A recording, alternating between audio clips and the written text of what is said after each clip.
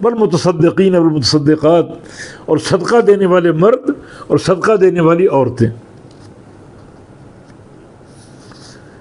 صدقہ اللہ کا محبوب عمل ہے۔ صدقہ تو برہان، صدقہ صحت ایمانی کی برہان ہے، بہت بڑی نیکی۔ قیامت کے دن بعض لوگ اللہ تعالیٰ سے دوبارہ دنیا میں لوٹنے کا مطالبہ کریں گے، یا اللہ ایک بار موقع دے دے، ایک بار دنیا دوبارہ قائم کر دے، ہمیں بھیج دے۔ اچھا دنیا قائم کر دی تو کیا کرو گے؟ لنصدقن، ہم صدقہ دیں گے۔ انہوں نے قیامت میں دیکھیں گے کہ صدقے کا بڑا اجر ہے، بڑا اجر۔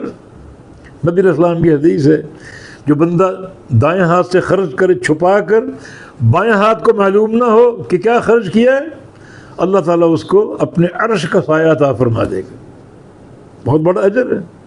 میدان محشر میں وہاں کی گرمی، شدت، پسینہ، سورج کی تپش انتہائی پریشان کن ہوگی، اور اگر یہ سایہ مل جائے تو راحت ہی راحت ہے، راحت ہی راحت۔ یہ بہت سے بندوں کو ملے گا، ان میں سے ایک یہ بندہ صدقہ دینے والا اخلاص کے ساتھ اتنا چھپا کر دے کہ بائیں ہاتھ کو بھی معلوم نہ ہو سکے کہ دائیں ہاتھ نے کیا خرچ کیا۔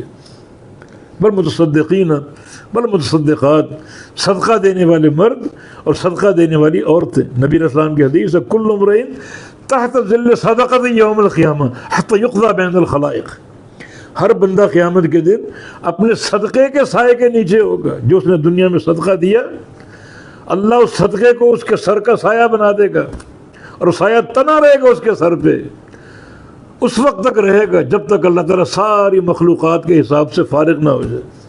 کوئی اس کو پریشانی نہیں، دنیا پریشان ہے، یہ مطمئن ہے، اس کا صدقہ اس کے سر کا سایہ بنا ہوا ہے، اس کو میدان محشر کی تکلیف سے، تپش سے اور گرمی سے بچائے گا۔